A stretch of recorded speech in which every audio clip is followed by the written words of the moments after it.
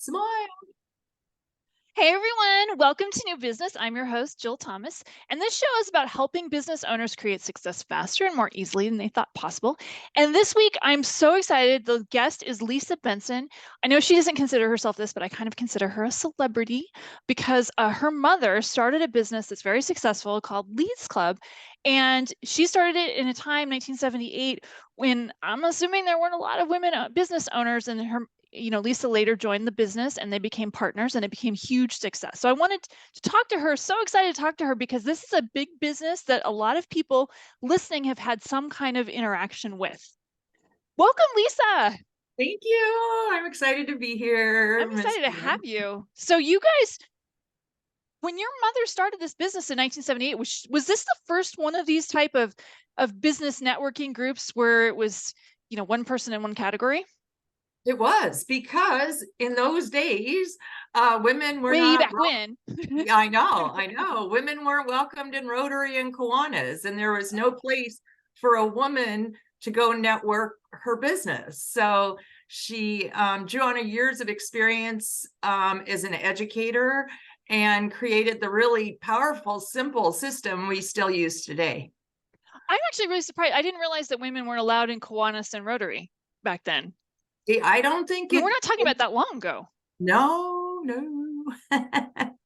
It's pretty amazing. So she saw a need and she filled it I love for that. And what herself. what do you think? I mean, sometimes people feel a need and see something, they just get mad and then they want to fix this injustice. Was this part of it for her? Oh yeah, she was a feminist in a really positive way, no doubt. I mean, when you grew up in those times, you kind of had no choice if you wanted equality, I which love we that. still don't have, but that's okay. That's another discussion. Yeah, right. We can pretend that everything's fine. I love the show Mad Men. I don't know if anybody watching has watched the show, but I'm watching it and I'm thinking, oh yeah, we've really come a long way. And I'm like, no, we really haven't. This stuff is still happening. We're just hiding it better. I mean, yeah, yep. So that's why we have so many female entrepreneurs, because the pay gap is still there. Fortunately, it's not as large as it used to be, but that's why a lot of women start their own businesses. I would say that that's probably true. I hadn't thought about it like in those terms, that that's why women start businesses, but they make sense, right? And when you own your business, you're the one who sets the price, right? I say who, I say when, I say how much. Not to quote Pretty Woman, but I love that line. I love that line from that movie. Um, so your mother started this in 78. Did she have to get a loan for this business? Because I know from what the other people have told me is that it was harder back then for women to get a business loan. Oh no, she didn't get a loan. I don't think she could have, because she and my father had just gone through a divorce and he was an excellent attorney. So she pretty much was left in the dust with my youngest three siblings still at home. Oh my gosh. So she just she was a child of the Depression, if you've heard that term. So she knew how to be frugal and get stuff done, which was great training. That kind of reminds me. I was thinking about like my grandmother and my mother's generation. I heard a lot about how difficult it was, but I didn't hear a ton of complaining. Like we in this generation, if somebody slights us at the grocery store and we lose our little shiz over that. But what I'm hearing your mom's case, she didn't get mad, she got even. Right? Yeah, you know what? Because she really did start quite a dynamic business on a shoestring. And like, I know you were going to maybe ask me a little later, but this is like the perfect segue. And you said what problem did Leads Club solve? And small businesses often don't have any budget at all, much less even know that they should have a marketing budget. So that, to me, my mother remembered her roots and always, till the day she died in 1999. And then I upheld her promise to keep Leads Club affordable for small businesses and entrepreneurs. So I'm pretty proud of that. When she started it, I'm assuming this was not just a women's business because you mentioned that women weren't allowed in Kiwanis and the Rotary. I'm assuming that when she started this was both men and women. Nope. It was From 78 to 83, we were women only. Oh, I didn't know that. Oh, Yeah. that's interesting. And what prompted the change? men came to us and said they wanted it. Okay. I mean, Said, yeah, okay. it makes sense. It does make sense. I like it. Do you have any sense of what percentage? You probably don't, but I'll just ask anyway, since we're on the topic. What percentage of entrepreneurs within Leads Club, when you left a few years ago, were women versus men? It was probably closer to 50-50 then, just ballpark. I mean, but for the longest time, it was definitely 75% women and 25% men. But over the decades, it kind of evened out. That's pretty remarkable considering that I think last time I checked, and it's been a while, it was like 35-65 female business owners to men business owners. Oh, in business overall. Yeah, and I think a majority of I may have those numbers wrong, so don't like use that number in a paper, please. Like Google it first. But I seem to recall that also a big chunk of the 35% is because in some states there's an advantage if it's a minority-owned business, so women are listed as the minority. Right. And when really it's maybe the husband's business. Right. Those sneaky people. Yeah, I mean, if somebody's going to give you free money to put your name on it instead of your partner's name, I mean, I would do it too. So there's no question, right? There was something I really wanted to share with you, or wanted to talk about it, because you created this business, which basically you have the home office, and then there's little chapters, right? Or tell me the business model. Explain it to you in your words rather than mine. Well, so once we broke into other countries, we started calling ourselves the international headquarters versus home office. And then, something that simple, a choice that simple, really has big implications. I mean, I really thought, to be more professional, we should do the international headquarters, but Allie Mom thought, no, we want to be approachable. We want people to feel welcome. We should call it the home office. Anyway, I digress. But even just simple questions like that, you get to talk about. Let's see. So ask me the question Oh, again. sorry. Yeah. Tell me about went off on a tangent. Yeah, no, I love tangents. I love tangents. Tangents are fun. So tell me a little bit about the arrangement. There's a home office and then there's little chapters. Right. Is that right? Yeah. Okay. And depending on the size of the region, we may have a regional director. And for example, in Australia, Ireland, Peru, we had national directors, someone on site that handled a lot of the things we did. But in many parts of the country, we would pay support people called chapter consultants that would visit each chapter once a month. So basically the home office, and then depending on the size and whereabouts of the region, you would always have a monthly visit by your chapter consultant, but there might be that middle layer of support as well. Okay. Of the So regional office. I realize I probably should have asked this first. For the one person listening here who has not been to a business networking event, tell me a little bit about how this is set up, how there's, one person in each category. Explain that for someone who doesn't know. Well, for us, and of course, I think our process is best, but we have up to 30 people who meet once a week for the sole purpose of giving each other business leads. And the reason the cap of 30 is good is because it's not the number of people you get to know, it's the depth of those relationships you build. So it's probably higher now, but back in the day, every human knows about 250 other people. And so those aren't all your best friends, but I mean, look between your personal and business, maybe holiday card list. And then so everybody knows 250 people. So even with just 20 people in a Leads Club chapter, you have a potential lead base of 5,000. And then people come and go, and we do guarantee your business exclusivity, which means you are the only dentist, you are the only attorney, you're the only skincare consultant in your group. And in our process, it was the existing member who determined if someone else applying would compete or not. And that is really actually quite a competitive advantage, because in many other networking groups, business networking groups, it's not left to the member where they feel competition, it's left to the leadership. And that sometimes goes awry because, of course, leadership wants numbers because that turns into money in their pocket. that leads perfectly into my next question, because I did want to talk about the culture of these organizations. And I made no secret of that fact that I did another video about how I had a bad experience at a business networking group. And I was really surprised at how toxic the group itself was. And I thought about and I thought about you, not because it wasn't Leads Club. I'm just going to tell you, it wasn't Leads Club. But I thought about you and how you had this colossal task of keeping the culture of the organization positive, kind, loving, and respectful, when each individual group can kind of decide who they're going to take and who they're not going to take. So tell me how that happens, because I can see how very easily, just like in the corporate world, a group could become narcissistic, masochistic. That's not the right word. That's not the right word. Sorry about that. They could become racist or homophobic when individuals get to choose. Or unwelcoming. Or unwelcoming. Yes, thank you for that. Yeah, I mean, because I've seen that in other groups where, one of our volunteer positions is a greeter. So everyone feels welcome, whether you're a visitor or a member. How do you keep the culture alive? I think and we got a lot of yak about that in the beginning. Oh, it's just a bunch of women sitting around. No way. Yeah. Actually, Allie was so brilliant when she created her system.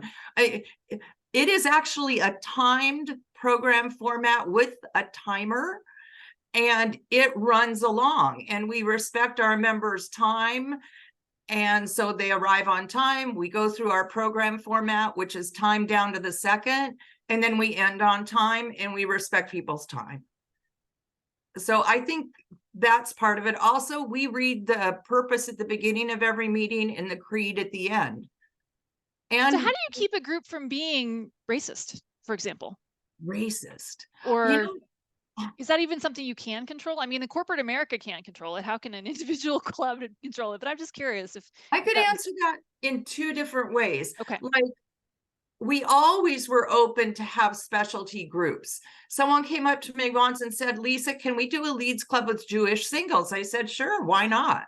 Who cares? I mean, and we had quite a number of groups, I believe, that were LGBT. I mean, I like to think that all of our groups were LGBTQ friendly, but maybe they weren't. But then if there was a problem, our office would either jump in, or we would offer that person or those people to start a group and select who they want in. So we didn't, knock on wood, but I was a really hands-on leader. I mean, I want everybody to be happy, which is not possible, but well, I love that too. The culture of an organization is a top-down situation, and when people genuinely care about the client experience and they want them to be have a good positive experience, it shows in the way people are treated when they visit an organization.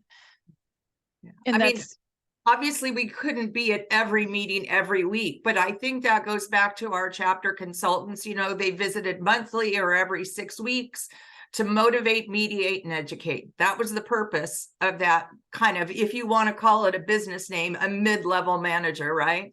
But that just makes sense. Yeah, that makes sense. People can relate to that. Supported those people with monthly webinars and teleclasses, giving them a topic. And then also we're always available at our office. We were always available during traditional business hours to handle challenges. And I actually appreciated when people would call with a problem, because I would much rather have them call and see if, I could dig back into my gazillion years of experience and try and help them with it. Or, versus having them call and say, this isn't working, we're done. I love that. I love that. Okay. I want to look at, because you created this culture. Did you get a lot of complaints? I'm assuming you didn't, because it sounds like you kind of set it up differently than some of the other organizations do. But did that happen very often? I would say the biggest challenge we helped chapters with were business category conflicts. That makes sense. Okay. So yeah, I can understand this one. So let's say I'm a hypnotherapist. I'm also an intuitive reader. if there's a psychic in the group already, do they want another hypnotherapist? Or there's a hypnotherapist and there's a life coach, and the life coach already does hypnotherapy too. I can see that being an issue. Exactly. And we had very clear guidelines. We had a very clear member application that had to be approved by any potentially competing members already in the group. There were actually lines where they signed it. And then it had to be approved by the chapter director and ultimately by our office. So, even though we were pretty big, we still kept a hands-on approach in that way, because that's really such a basic tenet of this system working. Okay. Is the comfort and confidence that no one's going to compete with you in your business. Well, I love that. The idea of going into one of these groups, and tell me if I'm wrong. You seem to recall, I've been to a few of these over the years, and I've been to yours, obviously, that it's like the real estate agent and the loan officer, the position that's always gone. Am I right on that? What's the other one? Financial planner. Oh yeah, that's true. I don't think I've ever been in a group that didn't have all three of those. Yeah, we had our top 10, we had our top 25, and our top 50 most popular business categories. And that was really helpful for new groups wanting to start. Interesting. Okay. So your mom starts this organization. I know you joined it and you guys became partners in it. When your mom passed, I know that when there's a passing of the torch, a lot of times with business owners, they have to like redo some things or make big changes. What did you have to change? I assume there was something. Yeah, that was probably what I'm going to share was, I don't know that I would have had the courage to do it now. I was younger and just probably more confident. Who knows? Anyway, so I found out, and she passed in 99, and I'd done some research as to if it would benefit us to become a franchise type of system versus a corporation that we were. Well, first of all, as soon as she passed away, I incorporated, because she didn't hadn't believe been incorporated up until 1990. No. Wow, We that's partners, and that's daring. I know. So I immediately incorporated us, but I also had to change the way the money flowed, because up until that time, we were structured in a way that some people could perceive to be a franchise type of business. And that's a really big deal. If you do it wrong, you can get fined. So what I did, and this is the can't believe I did it part. It used to be that our executive directors collected the money, the fees, the dues, or we called them membership fees. As an advertising fee is basically what they were paying, because club dues at a point were no longer tax deductible. So we made sure it was called an advertising fee. God, this is too much information, but that's fine. But I actually changed the way the money flows. I took the power of collecting the money away from the executive directors and put it in our office. So instead of them collecting the money and giving us a percentage, we did the opposite. Our office collected all the money and gave them a percentage. And that was a pretty big deal for a snotty little, used to be Allie's partner, daughter, nepotism. Now she's making these big changes. Oh, I can see that. Okay, so up until then, forgetting the fact that you were very qualified, you understood this better than anybody else, maybe even your mom in a lot of ways. You were always just Allie's daughter. Am I right? To a lot of people, yes. I can see that being a problem. I could see, yeah, maybe some lack of respect. Yeah, no, we don't need to talk about that, but yeah, I'm sure that happened. All right. Especially people that were older, and I was younger. I understand this one very well. I love it. So you changed the corporate structure. You made it so that there was a little bit more control, but also, did you turn it into a franchise? Is that how that happened? Decided not to. Okay. Looked at it a number of times and just didn't want all the regulation that goes along with it. I think some of the other groups are organized as a franchise. For sure. Yes. Some of them are. Interesting. Sure. Interesting. Yep. Okay. So let me ask you this, and I hope this is a fair question.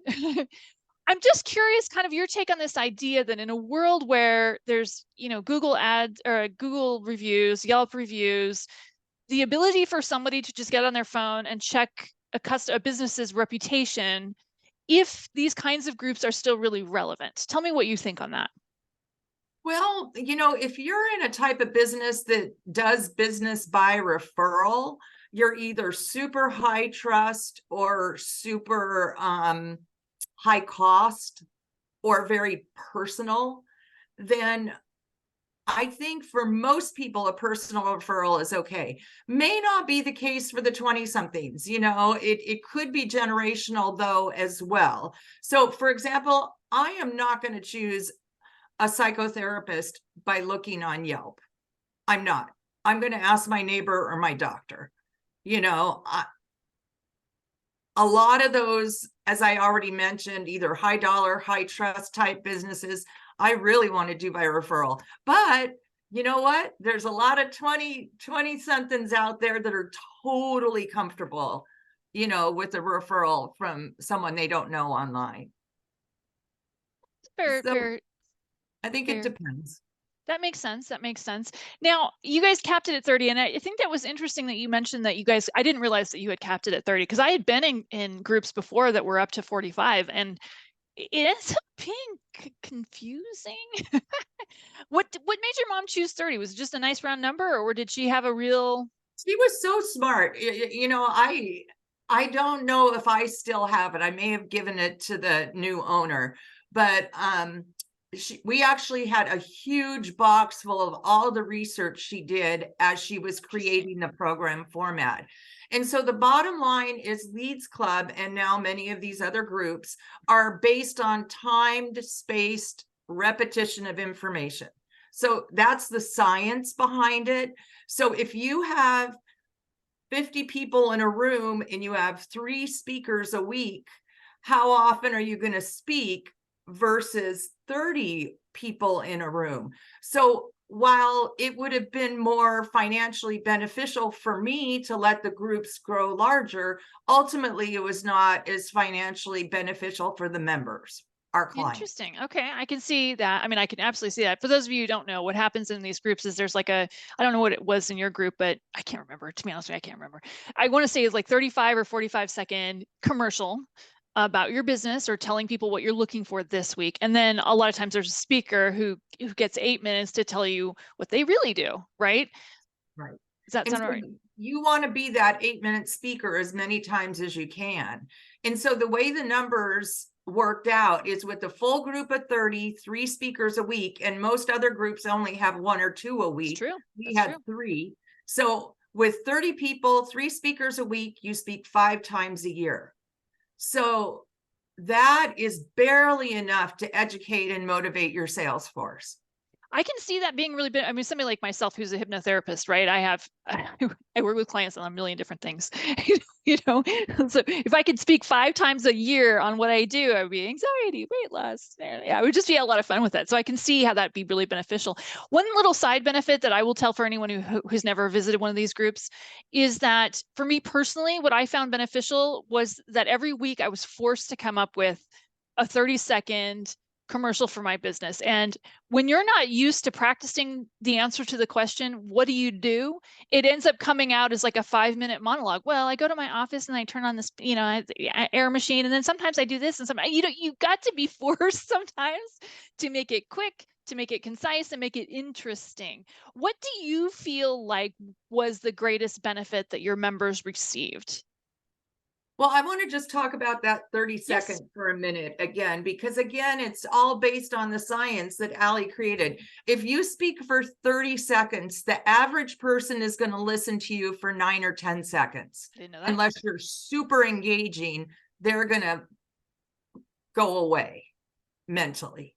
So 30 seconds is more than enough time. And I agree 100% with what you said, because we all need to be able to say, what do, in 10 seconds or less. So, so your question was, again, a tangent. What is I was my tangent on this time. This time it was my tangent. What do you think the benefit was that your members received? Obviously they're getting referrals from coworkers, but I know that the benefit, if it's just about the money, it's for me personally, if it's just about the money, it's not enough of a benefit. What else do you think people got from these organizations or get from these organizations?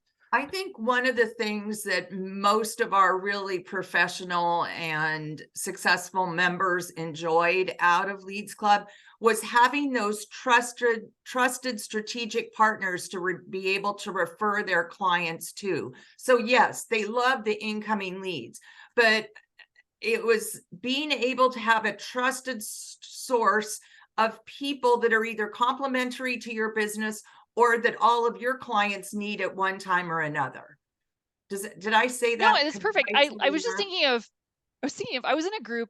I think it was yours, or I can't remember, because I had joined, I'd visited lots of these different groups over the years, but there was one I was in that had a car sales guy, and he worked for one of those car groups where he was at the Honda dealership, but he could sell you an Acura, a Mazda, Toyota. He could sell you pretty much anything that they, and I could tell you every person in our family bought a car from him at some point, because first of all, he's super nice, and I saw him every week. But because I saw him every week, he couldn't do the $10,000 dealer markup on a car. He had to treat all of my family members with a higher level of respect, because he was going to have to see me every Thursday morning at 7:30 and hear about it if he didn't. I can attest that that was something that I really loved about the group. Yeah, I think so. And plus, doesn't it just feel so good when you can refer someone else? Maybe I'm a weirdo, but it always gave me, it still does. Like I'm in a brand new neighborhood, fairly remote, and I met this guy who does pest control. And I have now since referred him to all of my neighbors because he's a third of the cost. He's a one guy operation, not some big company based out of Portland. And he gives every single one of us in this neighborhood exceptional customer service, and especially me. That's not why I did it. I did it to help my neighbors, but he's especially good to me because I gave him 5 or 6 new clients all on the same 2 streets. Well, I will say, and only because I want to present the flip side. And the flip side, when I joined a different group and there was a dentist in the group, and they got a little sore at me when I continued to use the dentist that I loved from the other group, even after I joined the new group, and actually got my husband to go to the old dentist too, because they felt like I wasn't being supportive. And every week I had to see them, and yeah, I got my cleanings at the other guy's office. I still like him. You know what? We talked about that in Leads Club because maybe your hairdresser. That's hairdresser. Oh my God, might as well be a counselor. You're not going to change your hairdresser No. just because you join a networking group. But what members can do is once they get the trust in the new hairdresser or the new whatever it is, then they can offer people both referrals. And again, see, this is where I think a lot of people get confused, is it's not just the members doing business with each other. That's gravy. The goal is to get to know each other so well that you have that trust where you can refer your sphere of influence out to your fellow members.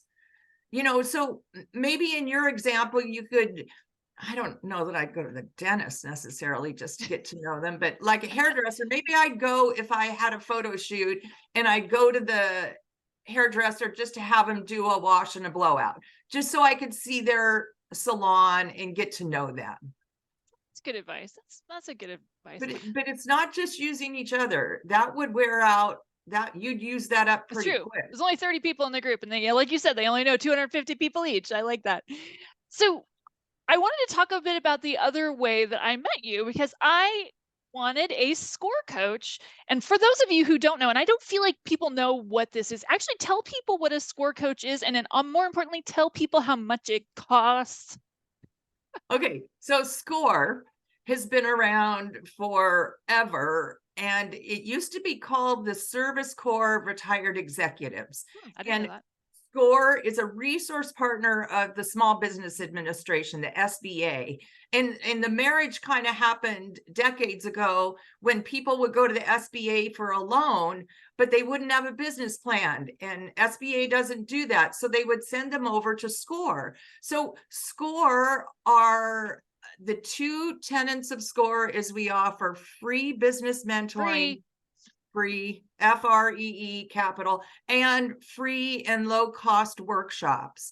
And so all of our SCORE mentors are volunteers. Now, some people say, well, I've been over to the SBDC, the Small Business Development Center, which is also associated with the SBA, but those people are paid, and the SBDC mentors or counselors are paid, and we are not. So, who knows? It doesn't, I could talk both sides of that aisle, but SCORE is awesome. I think we have like 300 SCORE chapters throughout the country. And for example, I was a SCORE mentor for 17 years in San Diego. And when I moved up here to the North Oregon coast, there wasn't a group over here, but Portland adopted me. And so now I mentor remotely here in the little village of Nescoen on the coast. Which isn't on a map, by the way.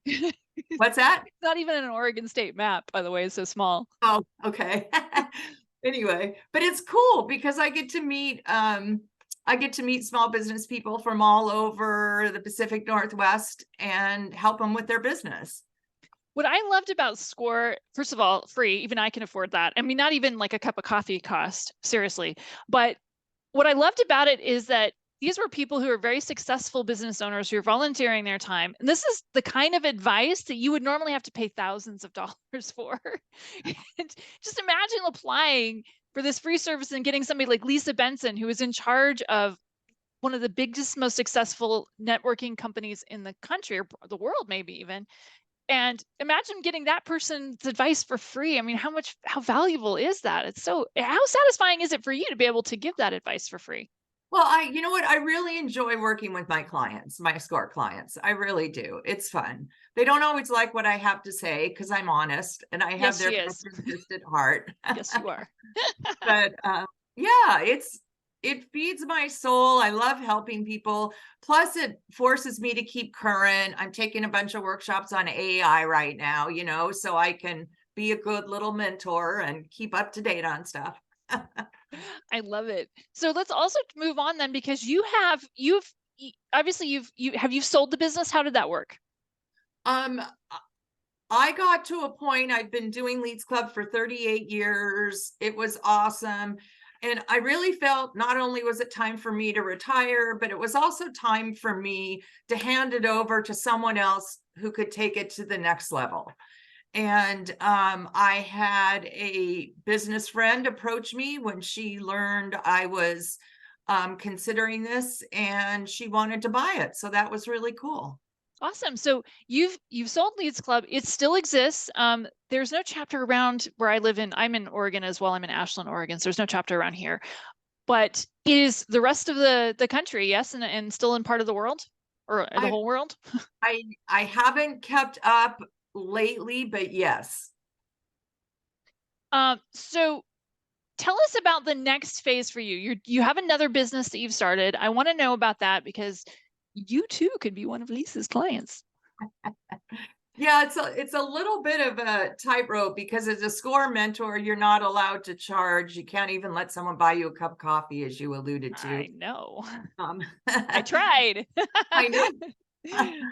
But anyway, so I have a new business because people like Jill said to me, Lisa, you have so much experience running business organizations and subscription models. And, that's the big hoo-ha. When I sold Leads Club, over 50% of our members were on recurring billing. And that makes a business valuable these days. Yeah. So anyway, even though I sold the business and totally changed my life, I started a business called Coaching for Personal and Professional Prosperity. And I'm a coach. I took Billy Francis's Guiding Mindful Change coaching course in 2001 to help me in my business. And I have to say it's helped me as much, if not more, in my personal life. I try not to be so much of a know-it-all anymore. Oh, it must be tough. It must be tough when you actually do know it all. I love that. Not a few things. I'm an expert in one little thing. I hear you. What is it? I'm going to say this wrong. It's like jack of all trades, but ace of none, or something. Well, no, you're the Right. other way. You're the ace of something, and maybe not the jack of all trades. I can already hear it. Somebody's yelling at their computer that I've gotten that quote wrong, and you're right, I did. Okay, I'm just gonna say it. So I love the idea of you starting this business, and I love the idea that somebody like myself who's stuck could book an appointment and get, honest, like real advice from somebody who's really good at this. Tell me how do you feel about doing that? Is it fun for you? Or I always like to hear about people enjoying what they do. Well, it's interesting because in my SCORE mentoring, I get to give advice, and the clients are brought to me Okay. because SCORE has a huge engine, and you can get a SCORE mentor anywhere in the country. It doesn't have to be just in your backyard. If you have a specific area of interest and there was no one in your local group, then you can search all the SCORE chapters nationwide. Okay, so that's where I actually give advice. As a coach, that's a little bit different of a business model, whereas most of the time I help people bring out the brilliance within them. I But I get you. will Okay. still give advice. It feels like what you're describing in the coaching business is almost like a holistic approach. And then with the SCORE, it's ask a question, get an answer, do it if you don't want to. I don't have any skin in the game either way, right? Does that be correct? Yes. Yep. So how do you conduct your business?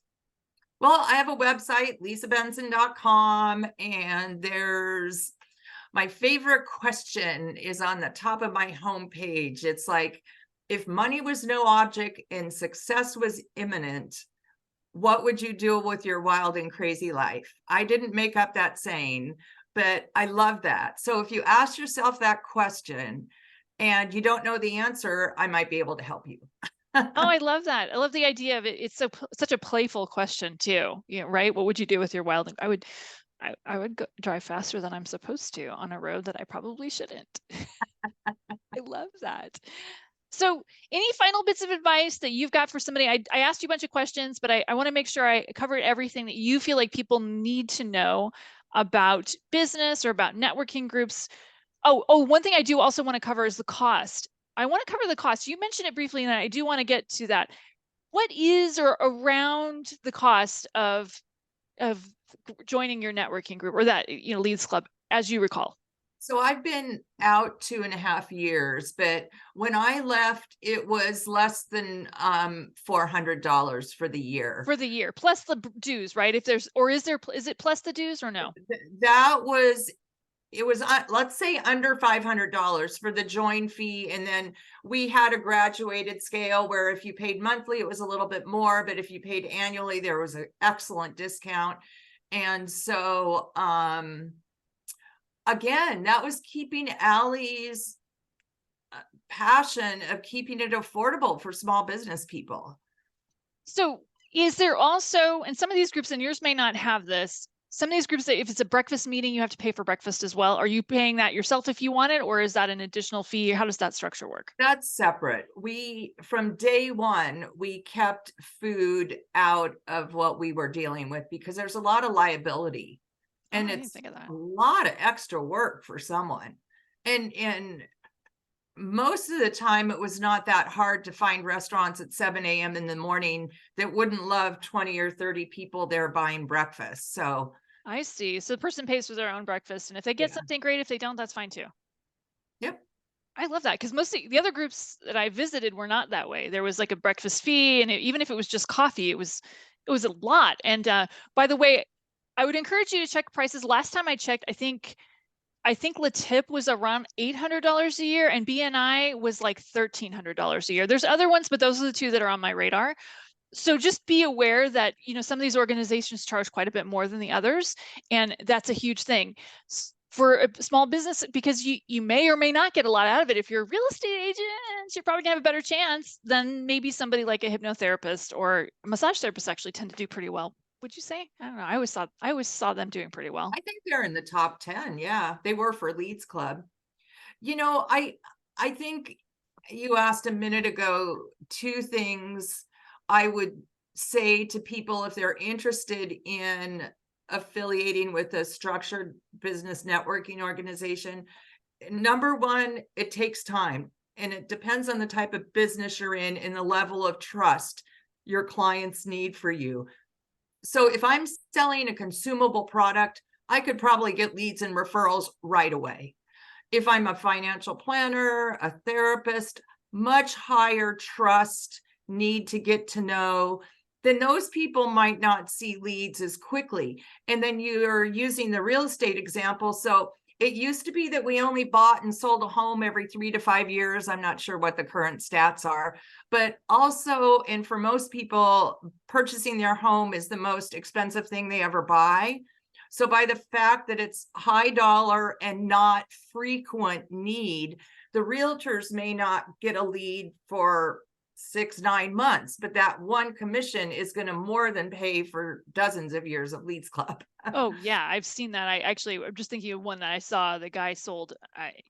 Del Mar is a very expensive. For those of you who don't know, Del Mar is a very, very expensive place in San Diego County, and even your basic condo that most of you would never consider even buying could cost 1.3 million or more. And I do recall him telling me the commission was just astronomical on this one tiny little sale of the kind of property that if you saw it, you would never think, oh, that's my dream home.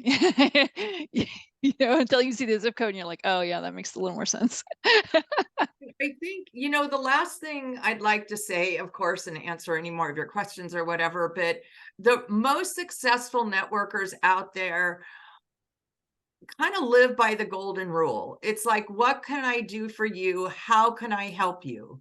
So what you put out in life, you get back, I believe. And that is, to me, the spirit that one should go into a networking group with. Get to know these people, and whenever possible, give them leads, and then it's going to happen. It's the law of reciprocity, right? I love what you said, because I was thinking about, I'm going back to my own experience, but I did get to know some of the people in one of our groups really, really well. And I literally needed to, for those of you who don't know, who don't have a Volkswagen, there is like a ridiculous 40,000 mile service on this car that costs $2,000. $2,000. I know. And by the way, did you just see her reaction? I'm shocking a woman who has a Tesla, by the way. So I actually liked our mechanic so much that we drove the car back to San Diego, which is a 10-hour, 12-hour drive, depending on which one of us is driving, because we had to go there anyway. So we're like, we'll take the Volkswagen and let the guy that we know and trust do that expensive repair on the car. And I will say that this was a relationship that I had formed in one of my networking groups, because I trusted them that much, because I'd gotten to know them every week. And I'd had plenty of times where this guy had said, I know what you want fixed on the car, but it's not worth fixing it. I love that. And so this is why we spent way more money than we should have driving a car back to San Diego to get it repaired. We may have done a few things in San Diego while we were there, just saying. So thank you. Beautiful. Thank you so much, Lisa. Is there any final advice? I know I jumped in there in the middle of your saying. Did we cover it all? You feel complete? So how can somebody find you? I love you say your name, and your name of your business and your website will be in the link in the description, but tell them again in case they've got a pen handy and they want to write it down. It's my website is lisabentson.com, Lisa traditional, spelling Bentson. Love it. Even I could spell that. I love that. So thank you so much for participating, Lisa. You're awesome. And thanks everybody for watching and listening. And I hope you got something out of it. The whole goal of this show for me is to help you guys get some ideas, because I firmly believe that this is the age of the entrepreneur. And I firmly believe that the economic crisis that I think is coming, I hate to say it, I'm not an economist, so don't listen to that from me, but I love the idea of having a business. I feel like we all need more streams of revenue, even if it's just a side hustle. So more importantly than just having a business, I want you to get out there and have fun doing it. And I'm so glad, Lisa, you told us how to do that. So thank you. Bye, everybody. See you next time.